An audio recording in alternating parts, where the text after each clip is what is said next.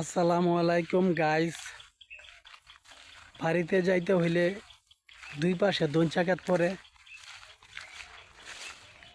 বন্ধের মাঝখানে তো গরিব মানুষ, রাস্তার পাশে বাড়ি করার টাকা নাই,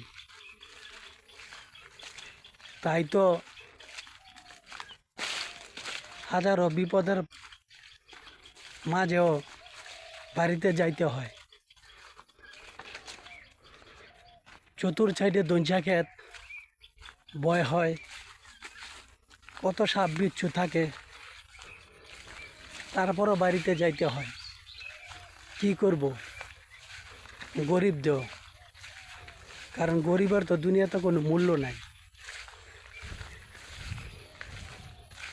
সতেরও কোনো দিন মূল্য নাই।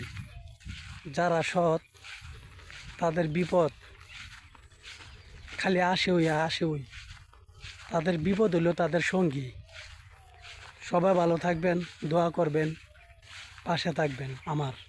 ফলো দিয়ে, লাইক, কমেন্ট, শেয়ার দিয়ে।